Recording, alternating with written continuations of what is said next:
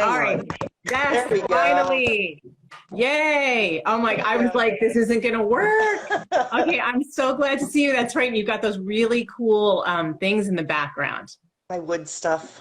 Yes. Yeah. Beautiful. All Thank right. you. I'm so glad you're here. I'm so glad we finally figured it out. Whatever happened, it's I done. was You're trying to use here. my laptop. I've never done this before. So Oh, okay. Okay. All right. So you're crackling a little bit, so hopefully the volume will stay as good as possible. okay. But anyway, so I had introduced you before, and I'll just repeat it again, that you escaped about 20 years ago with your children to a women's shelter. And you and I had a conversation probably a couple of months ago about your story, and it really moved me. I mean, people that, we've talked to like hundreds, maybe thousands of people all the time, and everybody says, oh, I could write a book. And I'm like, I know, we all could. But yours, I mean, not that anyone's is worse or better, but yours was really, really affected me. And so I thought that you could, especially being 20 years later, that you could share what you've learned. And I've been saying in the last couple of posts that I feel like it's so important for other people to tap into the wisdom and experience of those that have been through this sort of situation. I think it's very comforting, even though it's terrible, but they see like it doesn't last forever. There are things that last forever, and I'm sure you're going to talk about that. But Right. Just today, I know there's things you're going to say that are going to give people hope, and they're going to help guide them through. And if nothing else, they're going to feel validated. So let's get to it. So I know you got together with your ex in 1989. Right. And then by the time you had kids, and things were okay, by the time you had kids, he started getting violent? In retrospect, there were red flags, but you don't see them until after the moment's passed. But once the kids were born, I had an incredibly easy pregnancy.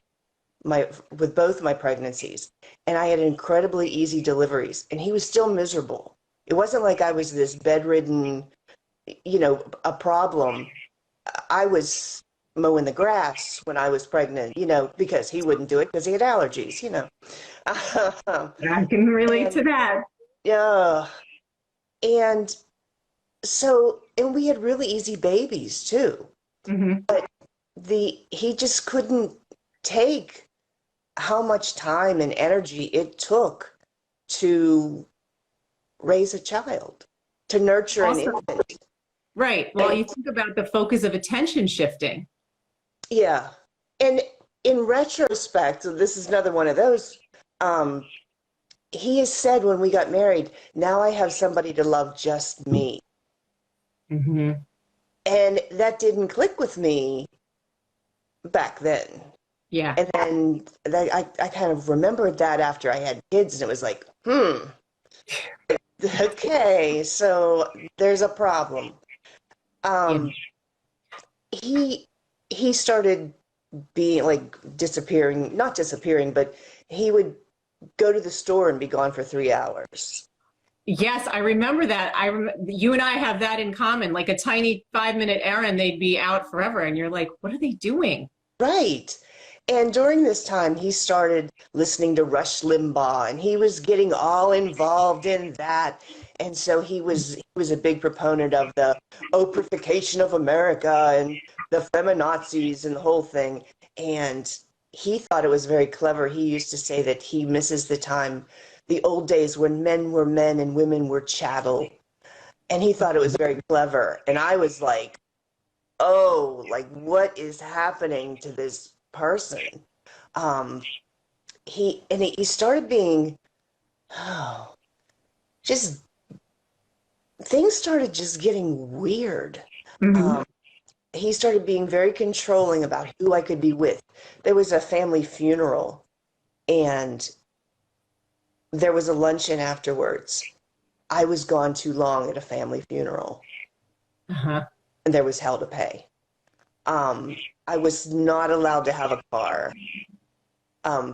Fortunately, I live in a place where I can walk to the grocery. So I had 2 kids and a double stroller walking to the grocery. My parents wanted to give me a car because they were getting rid of it. And he came up with every excuse in the world why that wouldn't work. That was just a bad idea. And then, and this part, you don't realize this until it's over, but the gaslighting started. Mm-hmm.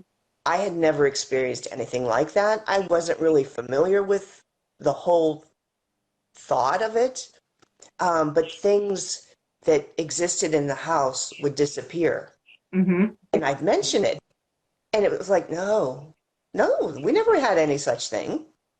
That was never here. Or something would move. No, it's always been there. Yes, that's another thing we have in common. My ex did that too with things that didn't matter. And I'd just be like, I know I always put that there. Exactly. You must have forgotten. You know how you're really messy and real. And I was like, no, I know though. Right. And you start to question everything you do. And he went through a succession of jobs at this point.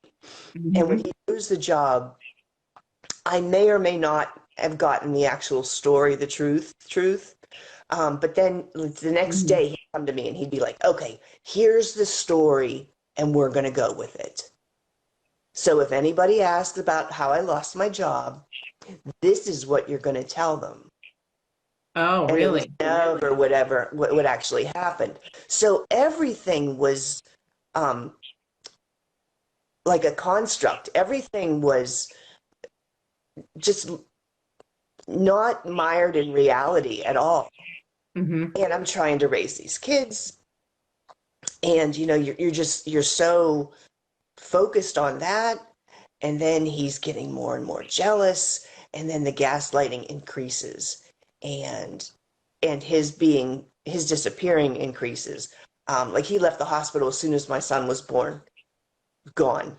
Mm-hmm. Left the hospital as soon as my daughter was born. I was in labor for 3 hours with my daughter. He was tired. He had to leave. Yeah. He came the next day, brought my toddler, my son, dropped him off, and then left the hospital and left me with a toddler and a new newborn in the hospital. And Wow. he was gone.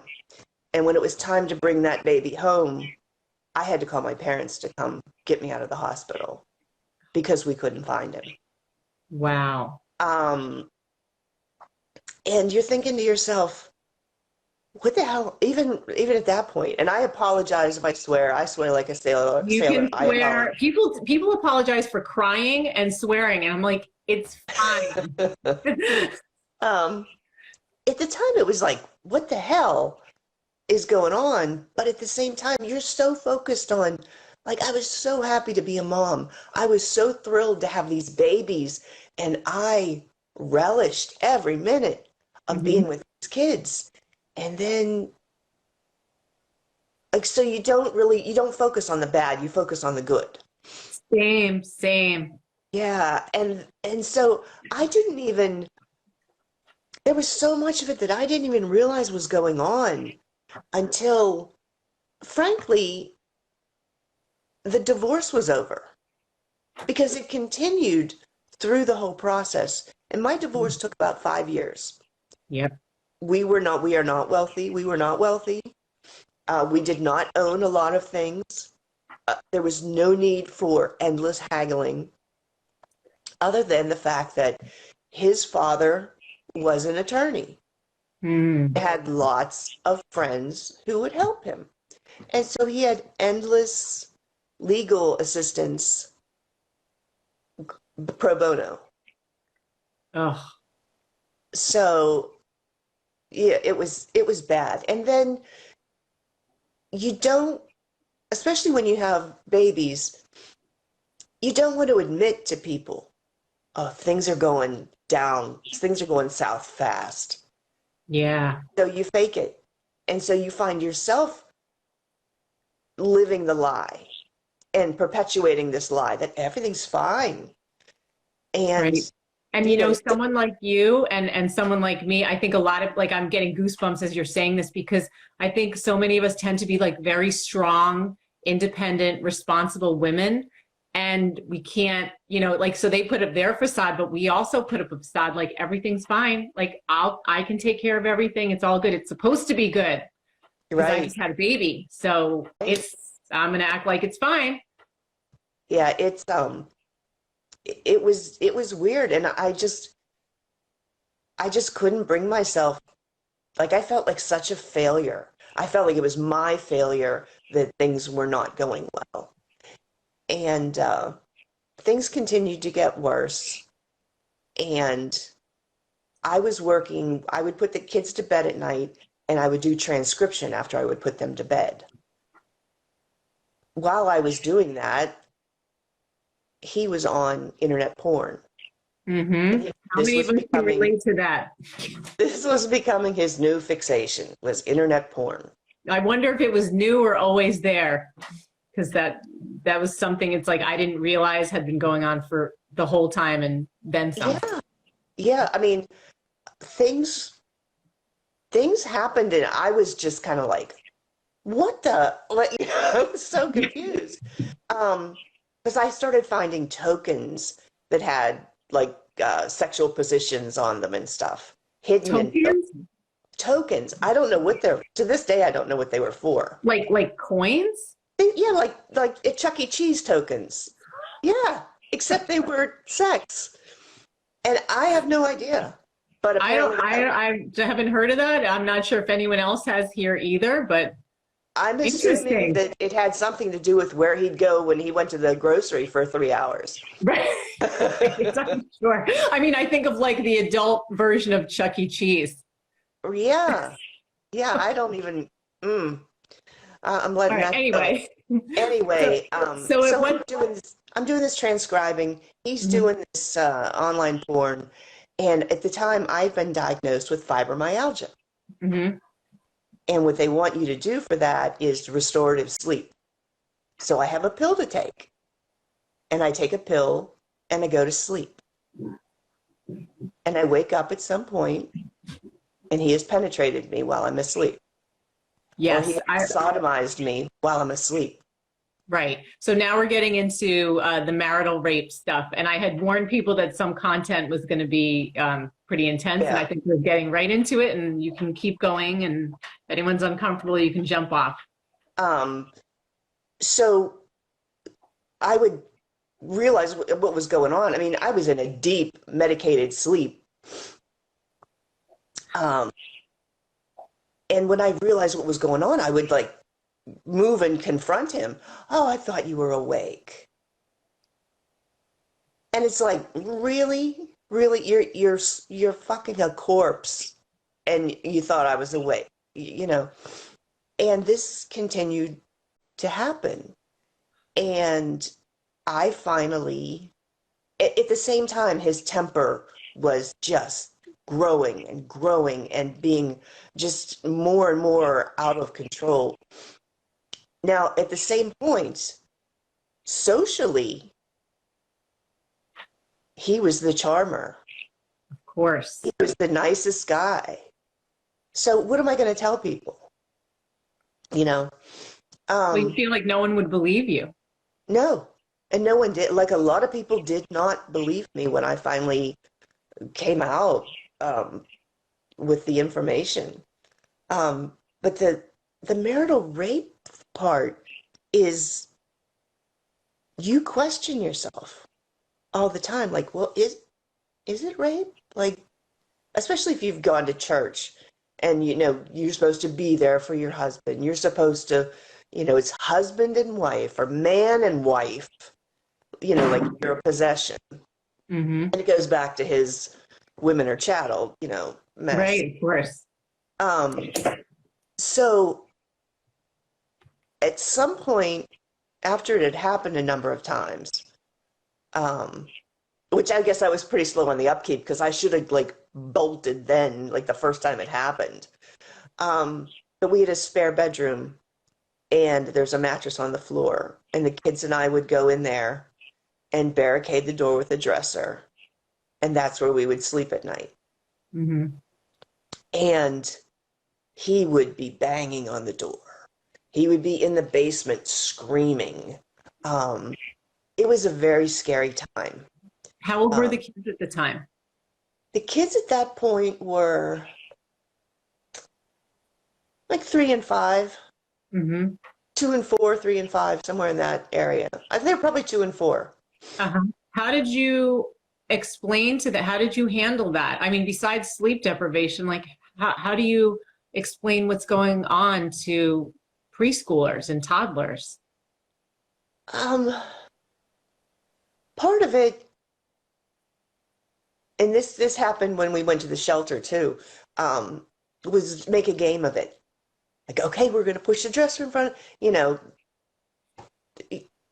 do what you can. You do what you can.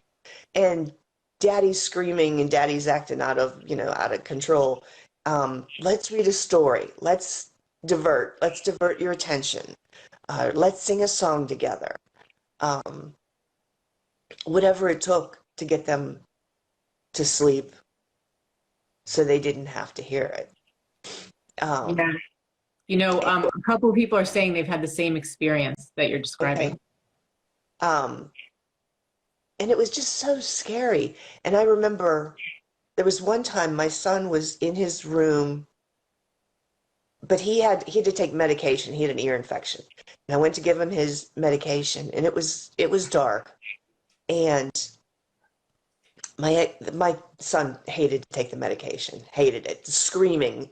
And my ex walks up and he's like forced, like he was so angry with my son that he wasn't taking this medication. And he was so, the one thing I always say with the narcissist is physically they change. When they go from that person to that person, their face changes. Yes. And it's terrifying. When they say his face darkened or his eyes darkened, they do. I know. It's very scary. And so at this point, it's like something's got to happen. And, I talk to people and I just couldn't admit that this was happening. It was just so hard. And then money started disappearing. Mm. And I went to the bank and I was like, I'm going to open my own account so at least I know I have food money, because I was already on a super tight food budget. Was he giving you an allowance, or how did that work? I had a very minimal allowance.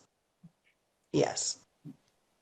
So there was nothing for me. I hadn't had my hair cut in years, no new clothes, the kids' stuff all came from thrift stores. We were not living well. Yeah, I don't know if you could see this, Katie, but you're getting more like this is really, really relatable. Oh, good. Yeah. But not good. I'm sorry. I'm sorry that this is relatable. I know. But I went to the bank to open this account. And, it's funny. When you go through this, the places where you think you're going to get help, you're not gonna. Great point. Good point. Get your expectations in line with reality. People that you really think are your allies are not gonna be.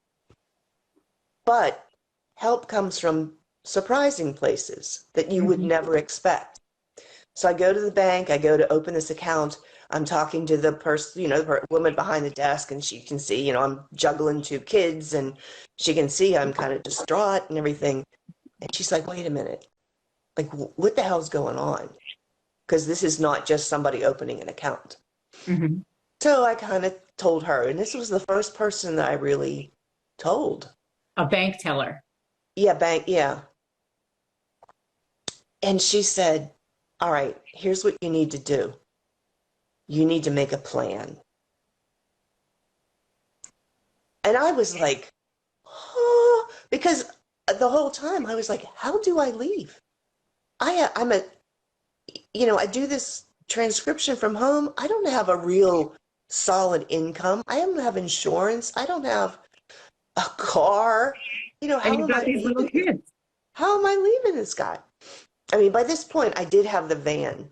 My parents gave me a minivan, and my ex went ballistic when that happened. because now I had some freedom. But Mm. this woman at the bank, she's like, you got to make a plan. First, you've got to get a hold of all your paperwork. You're going to need your birth certificates. You're going to need your social security cards, all of your insurance information. You're going to need that. Slowly start packing clothes. Don't do it all at once because it'll be too obvious that you're doing it. So Mm-hmm. sneak an outfit away a day, an outfit away a day. And then she said, you need to call the women's shelter first. And do that. If you're in the beginning stages, you must call first, because I had to wait and make an appointment to be accepted because there's not always a vacancy. Uh-huh. So finally I did that. I had slowly packed up the van, and I remember the kids had karate this night. I went in my car. He showed up in his car, and it's very awkward. It's very stressful. And when we left, the kids were like, Mom, where are we going? And At that and point, Katie, they were, I just want to clarify, you did this over like 2 or 3 weeks only, right? yes, Yeah. yes. And at this point, they were 3 and 5. Mm-hmm. My son turned six in the women's shelter. But we left karate, and I was going a different way home. Mm-hmm. Like, Mom, where are we going? And I'm like, we're on an adventure. We're on an adventure. And so we were on the highway, and we drove, and we met people in this restaurant parking lot. And then we had to follow them because they don't tell you the address. Like, you're forbidden from giving the address out. Uh-huh. So you have no idea where you're going. And I get there, and if you're going, prepare yourself because it is chaos. It is wall-to-wall people. It is wall-to-wall kids. You have to have eyes in the back of your head because there's stuff going on everywhere. Like, do not leave your children unsupervised, because I found another little boy on top of my daughter. Oh my God. Yeah, who was 3. So it was not a good experience. 3 of us had a twin bed in a basement for the duration while we were there. So Wow. we were crammed in pretty good.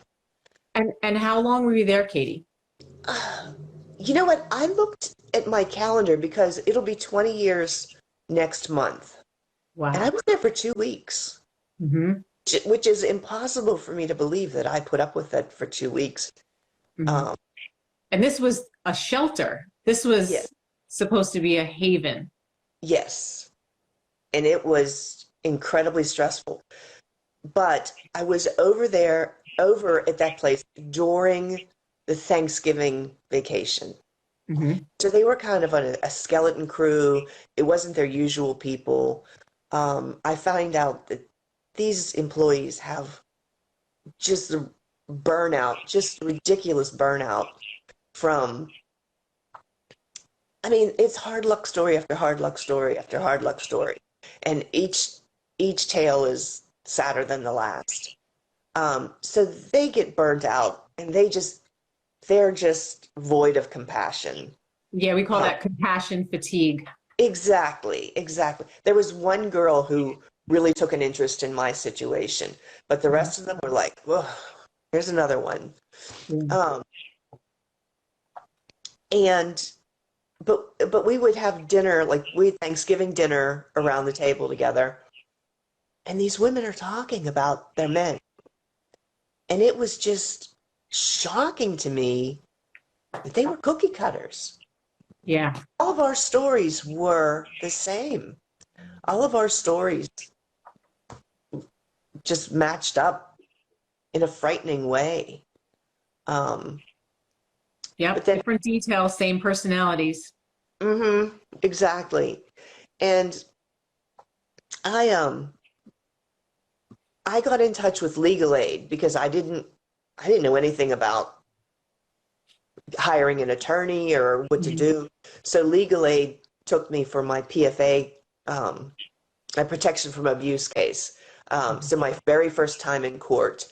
And that was just myself and the judge, and I had to present my case, and okay, we're going to grant you a PFA. So your ex did not have to be there for this? Not for that. Not Okay, for that. let me back up for a minute because I don't remember if we talked about this. So while you were at the shelter, do you know anything about what your ex was doing? Apparently, he was going berserk, calling my parents, calling my siblings, his parents, calling, a parent driving past my parents' house. Just, yeah, he had no idea what was going on. And my hearing to get the be granted the PFA happened probably the day after I went into the shelter. I ended up in the shelter because it took 2 weeks for the constables to serve him. Right, and it doesnn't count until they served. serve him. Right. Yeah, Right. I know about that too. Yeah. So, I'm in limbo. I could leave. You can leave. You can, but I would have to take my car and I would hide it in a shopping mall parking lot. And somebody would meet me there and take me to like my parents' house. Wow. I highly recommend that. My husband turned into a stalker after the PFA was granted. He violated the PFA multiple times. Usually it was like, oh, guys, men make mistakes. Until he broke it. I live on a county line. The county I live in is very rural. The county adjacent is a metropolitan area. When he broke it there, bail was set at $20,000. And when I went to pick up my paperwork from the police department, because you have to hand over your order basically to the police so that they can process it. I went back to the police station for the paperwork, and they were like, is he mentally challenged? Because they kept trying to explain to him no contact. Yeah. No Well, that's contact. the playing dumb. That's what a lot of them do. They play dumb. Yeah. So it's very effective, unfortunately. Yeah.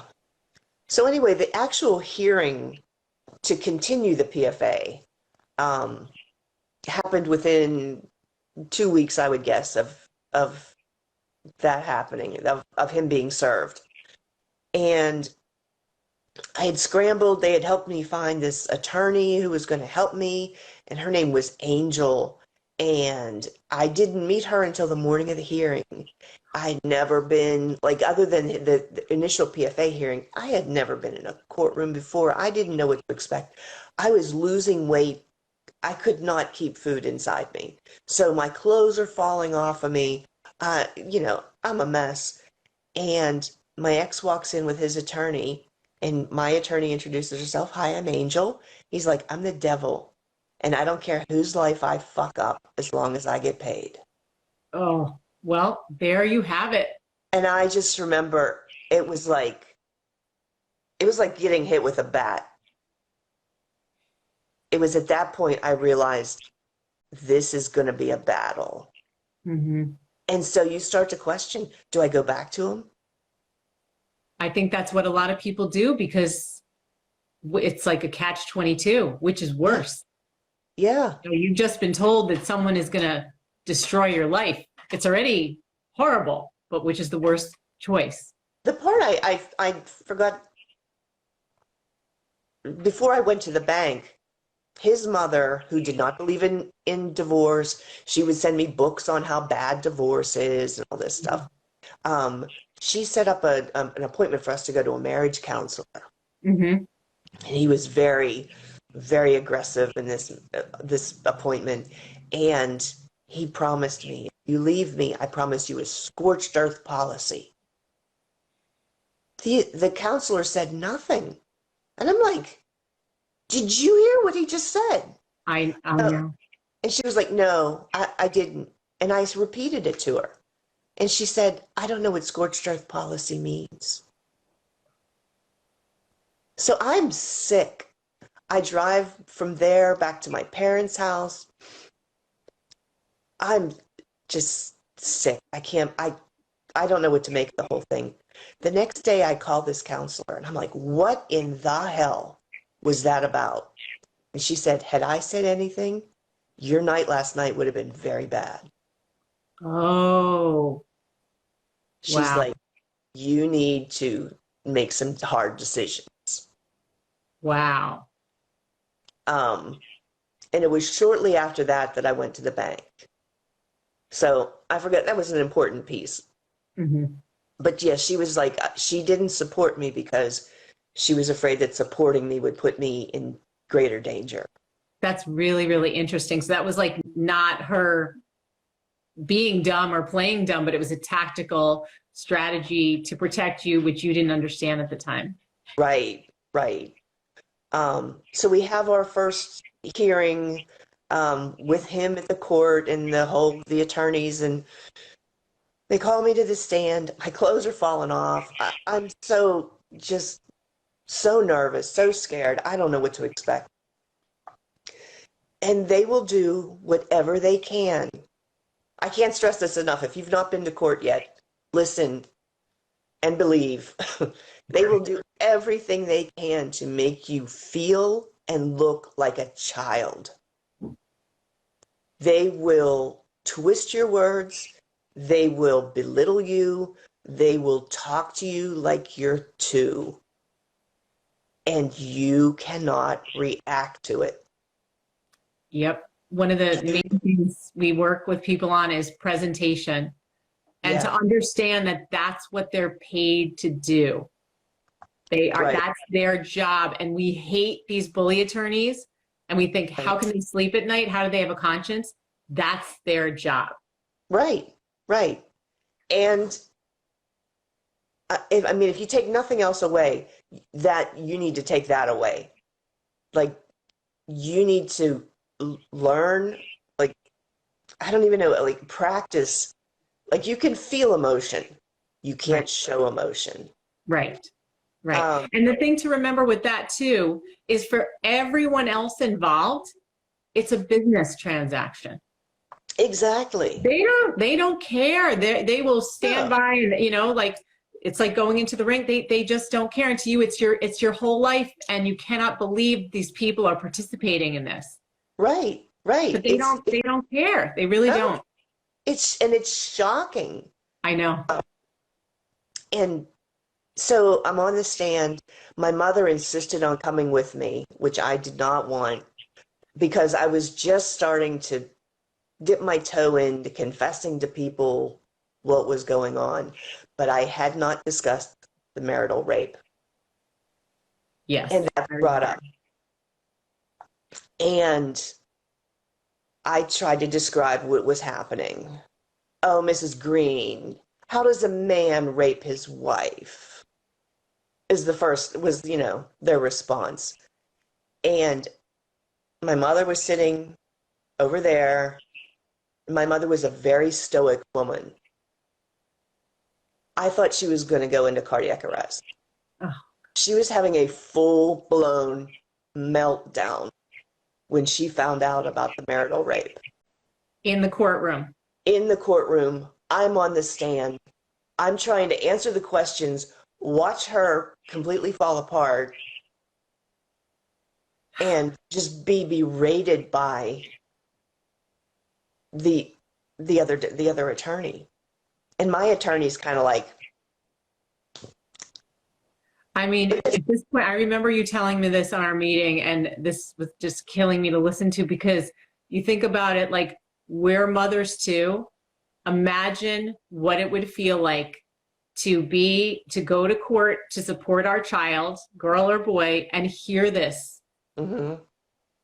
And there's no words, you know. And like I said, my mother was a very stoic woman. And to see her fall apart like that, I felt such guilt for that. Like, I was ready to turn around and give up then. I'll just stay with them because I can't cause this woman this much pain. But it was, I mean, it was done. It was done at that point. Somehow or another, the PFA was upheld. This attorney, her cronies come in and they're like, you're going to need a whole hell of a lot of money to beat this one. I don't know how you won today. And I was like, are you kidding me? Like after you just went through all of this and the stuff with your mother, they're basically telling you this is the beginning. Yeah. Yeah. So I don't know how much time. We don't have a lot of time left. What did you want to Let's do a few more minutes. So I was going to say, I mean, okay, it's like one like intense thing after another. I don't want to go. We could go all night. I know. Like I said, it's so I know some of the.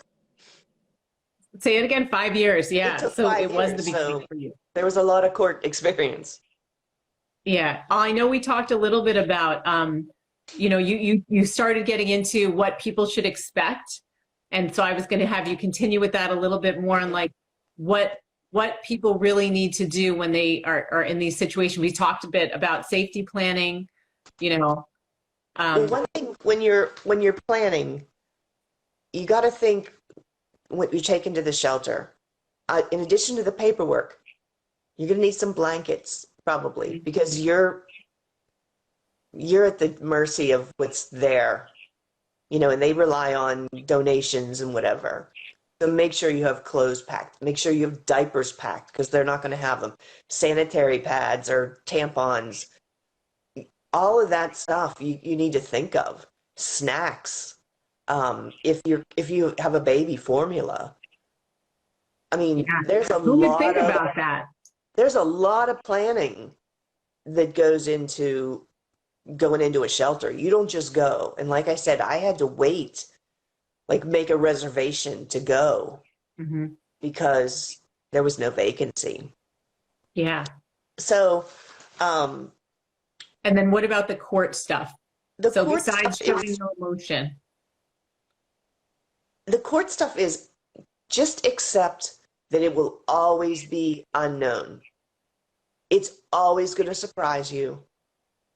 And you really have to learn how to stuff your emotions. Like I said, you can feel them, but you can't show them. I was not real good at that. And most of us are not. That was a problem. So if this is down the road for you, maybe get with a counselor and learn how to control that. Right. That would be one thing that I would highly recommend.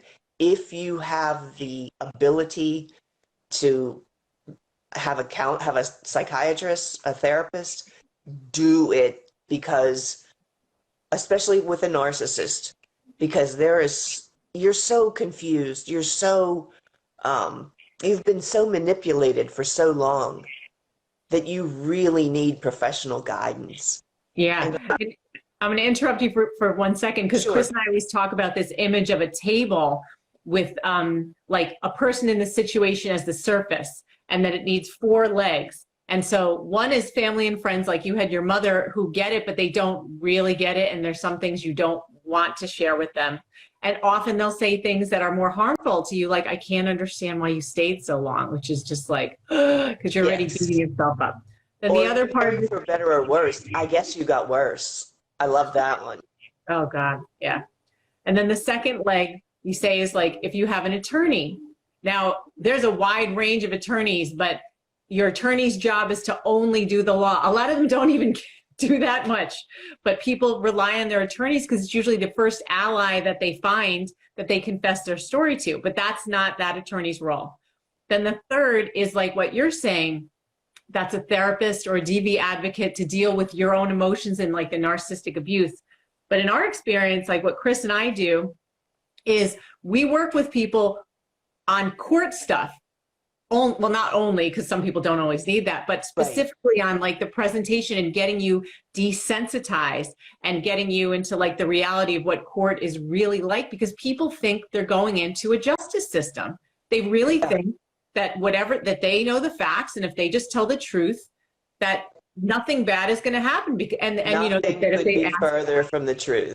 right?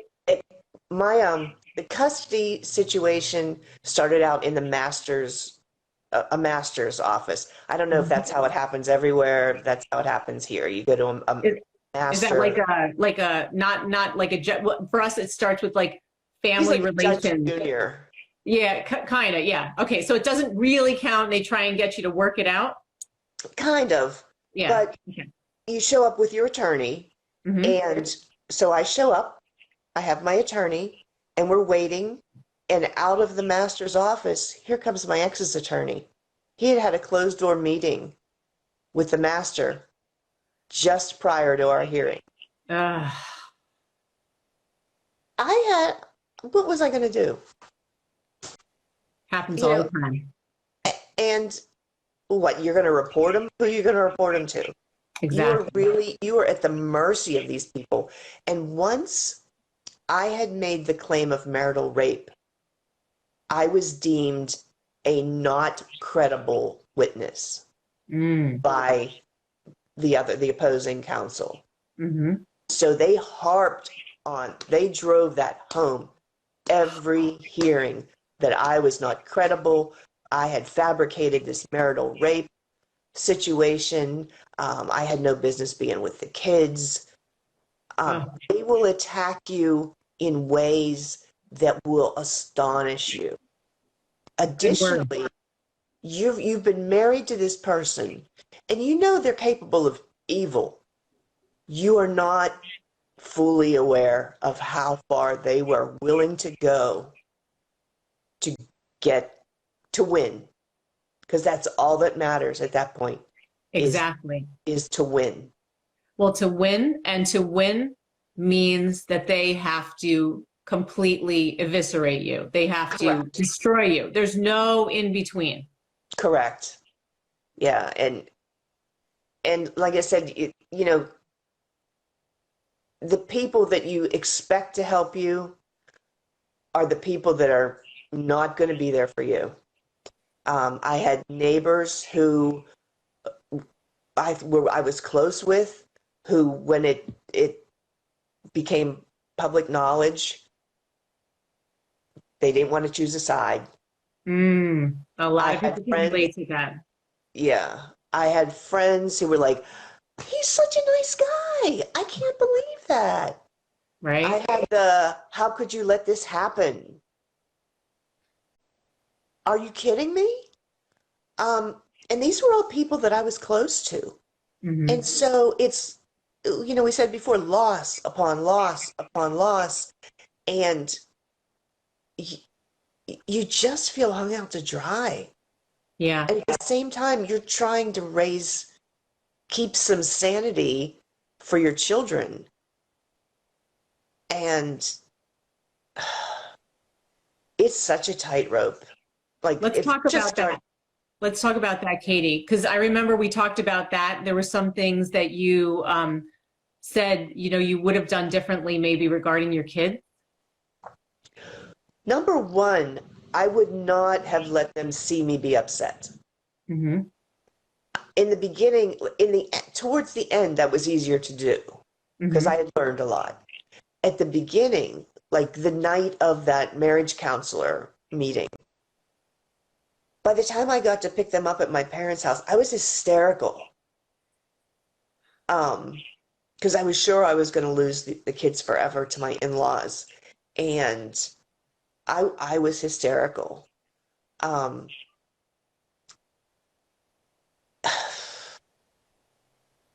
Don't be afraid to go. I mean, I made a million excuses why going was a bad thing to do. Mm-hmm. Going was going to be too hard. If I only waited until the kids were older.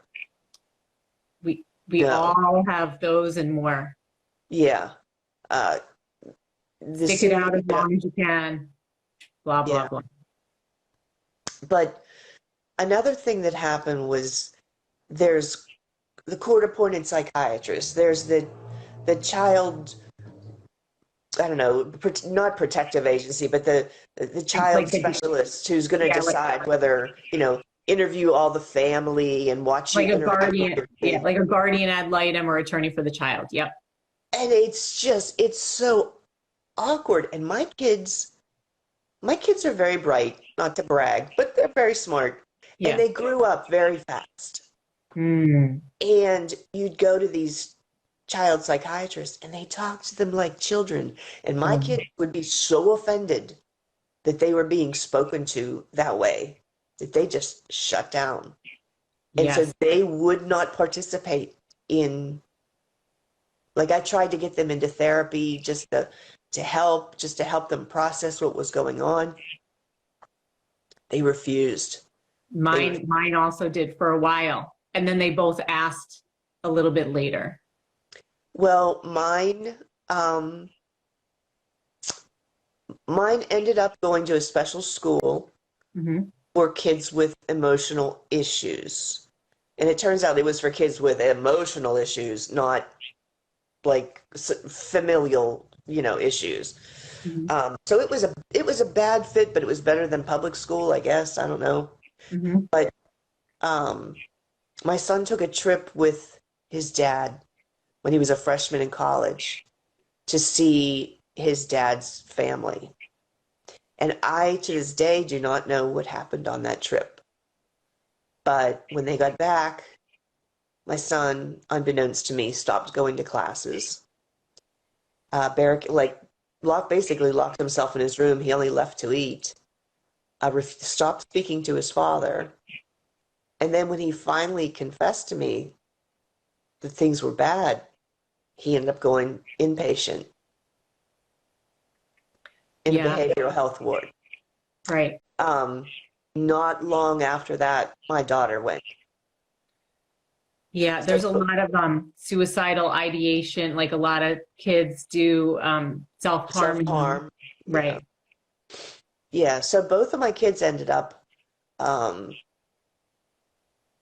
both inpatient and intensive outpatient therapy. Hmm. And so now we're this far down the road and we're all still in therapy. Hmm. I'm actually on disability because cognitively I'm a mess most of the time. Like if you give me tasks to do, you got to tell me 20 times because I just can't remember them. But they say it's the PTSD Hmm. plus the gaslighting. It just messes with your head so much. So all of us are still in therapy. Hmm. My I feel kids like both graduated college. They're great kids. But they have trouble, making decisions and Mhm. trusting people. I mean, we all have major, major trust issues. Yeah. Yeah. And even when my kids were little, I'd be like, well, don't you want to have your friends over? We'll have a slumber party. And they never wanted that. They never wanted people in their house. Hmm. And to this day, my daughter and I were just talking about it the other day. She's like, I don't like having people in my house. That is so interesting.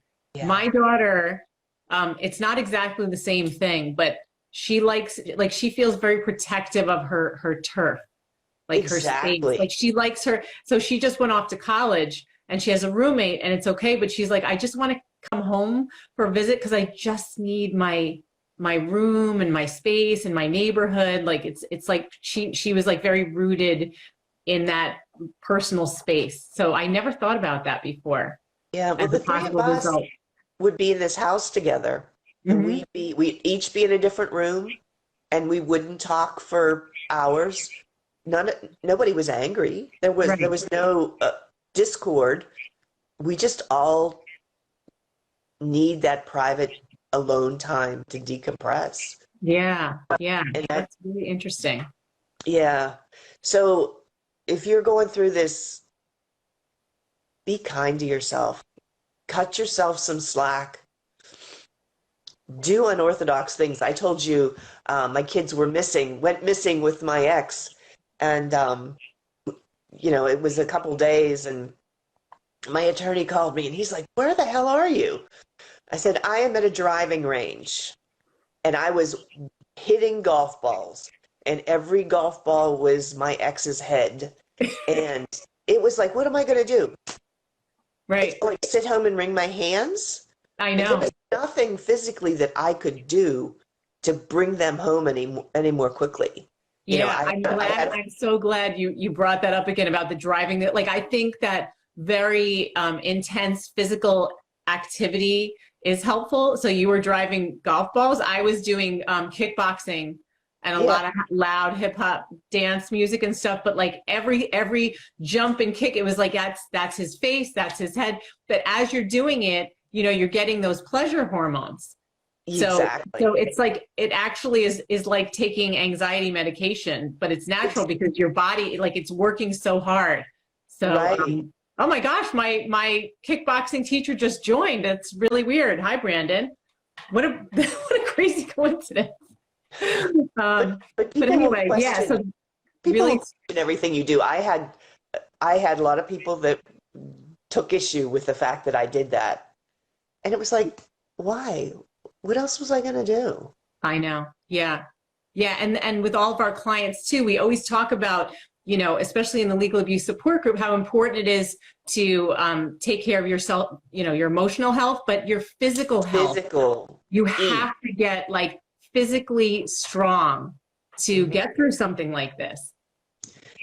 We know it's a marathon. We know it's for the long run, and you have to have that physical strength as well as the emotional strength. There's so much involved because it's like a war, like you said. You had just started. You knew it was a battle coming up. It is, and I said when I first left, I lost a ton of weight. I dropped down to next to nothing. All that I could keep on my stomach was Ensure for the longest time. But it's so important, like, eat well, get your sleep. And when your kids, most of us are going to have 50-50 custody, whether you like it or not. That's what's going to happen. Another reality check. Yeah. When they're gone, make it about you. Mm-hmm. Somebody told me that prior to the 50-50 happening. And I was like, are you crazy?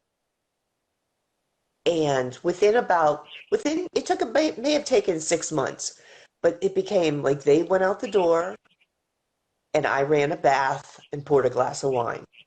Mm-hmm. And I slowly started, took longer, but then I started to date when they were with their dad. Uh-huh. And nothing serious.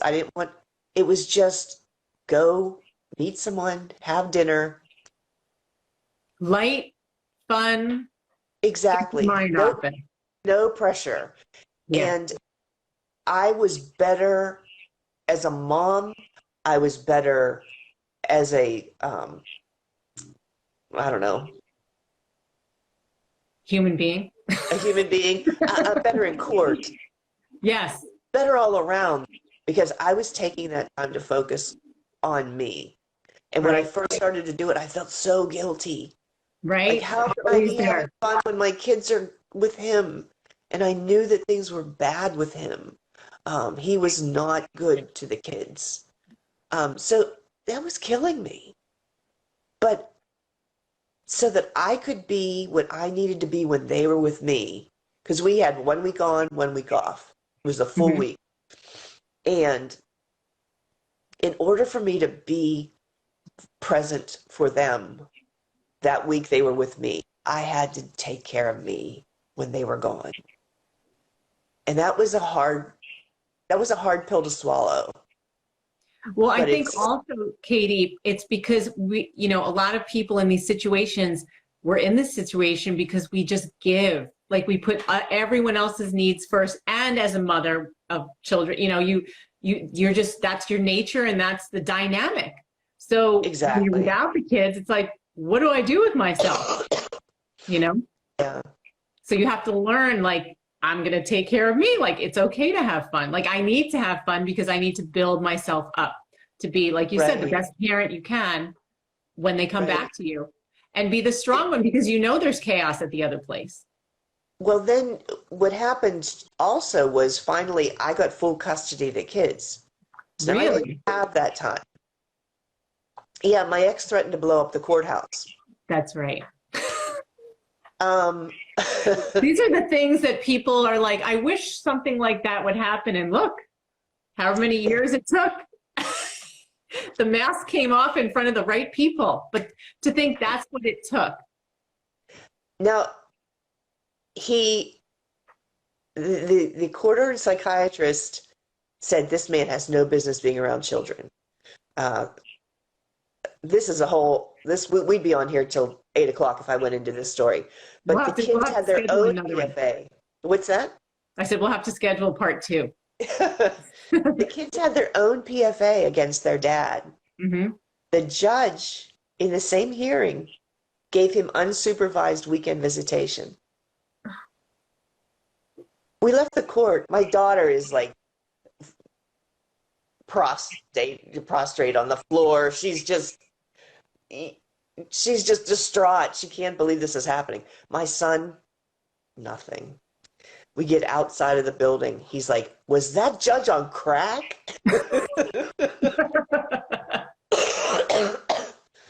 It was, it's a ride. It It's not certainly a is. good ride, but it's a ride. Yeah, yeah. But it's interesting because you ended up getting full custody, which is something. Right. That's But the significant. problem, yeah. And I was so glad to. But then I didn't have that time to take care of me. Mm, And I should yeah, have prioritized that. And I didn't. And I gave everything to the kids. And I had a nervous breakdown. yeah, yeah. Somebody Um, else just commented that because the dad isn't there, that she has the kids all the time. That's how it's been with me too. My kids didn't do any visitation, so I was the sole parent all the time. But I figured out ways to take care of myself, luckily, before having a nervous breakdown and not having a nervous breakdown. yeah. Yeah, I mean, I completely shut down. yeah, yeah. Yeah, that was not a good time. In No. the interim, I had lost both my parents. I mean, it was like a very short period of time that there were a lot of horrific events that I Right. was there for my kids for. Right. So it wasn't just like this particular thing made you lose it. You know, it was Right. that there's a But lot not of taking pressure. time for myself Right, right. But that's why was, it is so important. And I know that you had sent me a note saying, I really want to stress that people need to be kind to themselves. yeah, it's so important because you beat yourself up when court doesn't go your way. You know, you lay awake at night. Oh, why did I say this? Or why did I do that? Or I should have done this instead. And you guilt yourself about everything. I mean, just as a mom in general, you beat Right, yourself up. It just comes with the territory. right, right. But then you add this sort of nonsense on top of it. And you can be really cruel to yourself. Yeah, that's a good point.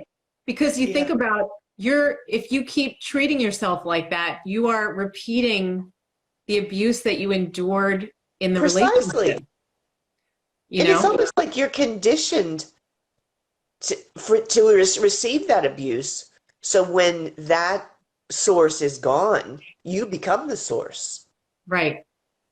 to That's really, really perpetuate it. interesting. Yeah. So I think Yeah, everybody really needs to pay attention to that. yeah. You have to really, really work on it. Yeah. And I mean, I've been in and out of therapy for a long time. Hmm. And if that's the way you go, shop around until you find someone you click with. Yeah. Because therapy with someone who you don't click with is wasted time. I mean, Yeah. therapy when you have a rapport with someone can be transformative. Yeah. But if you don't have that rapport, it's just wasted time and wasted money. Yeah. Um, I think that's so important also, that it's not, the rapport is important, but being around people that you don't click with. I mean, we all have to be around people we don't click with all the time, but having something like this community is so important, like for people to hear your story, Katie, and even if they're not talking directly to you, I knew, and I see it in the comments, that people really resonate with what you've been through, and it makes people, I mean, to be trite, it makes people feel less alone. Because we Exactly. always feel like our situation is so crazy, we don't want to share it. And when we hear stories like yours, I mean, we don't wish it on anybody, like we say, but we just feel better. Right. Well, that's why I started following you. Was Mhm. I don't know how I first came across you, and it was like kindred spirits. Like Yes. it was just a sense of community. Right, Like people that right. understand this ridiculous existence that you're forced into. Yeah, So yeah. yeah, there And, is. and Go I was ahead. gonna say, and even though, we not, obviously not everybody can talk live, but I notice that a lot of times on the posts, I love it because you guys really talk back and forth to each other through the Yeah. comments. And I know people have made friends with each other and gotten in touch. And I've said to Chris, you know what? When COVID's over, we should have a big convention. And he's like, absolutely not, because all the exes would go. And it's like thousands and thousands of people anywhere. So how can we fit? Yeah. But I'm so glad that we connected. Um, Me you too. know, and that we'll continue talking. Maybe we'll get back on and hear some more stories. But I Yeah. really appreciate you opening up about a lot of stuff that I know is like really, really hard to talk about. Yeah. This is the Um, first time that you've talked openly, right? yeah. So Um, that's something. and like I've forbidden my kids to look for this, Hmm. um, because they still don't know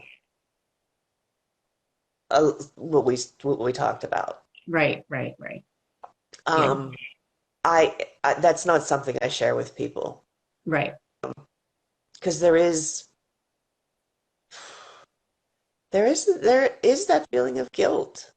I know. It's always there. No matter Yeah. who tells you it's okay, Yeah. it's deep within you for, all kinds of reasons. Right. Right. Yeah. Oh, But it was great talking to you. yeah, I hope it's helped you feel a little bit better also to get it out and to know that your story has really impacted people, and not just the people I who have hope. watched now, but on the recording, that's when a lot of people see it because we have people all over the world that watch this. Right. Yeah. Well, good. So, That was my hope. If one person feels comforted or like they have a partner in crime or whatever you want to call it. kindred Um, spirit too. Yeah. exactly. Then I've done. I'm glad I did it. Yeah. Well, you have way more than one person. I can Thank- promise you that. All right. All right. So Katie, Thank you let's so wind it. much. Thank you. And All I'll right. talk to you soon. Talk to you soon. Bye Okay. bye. Bye.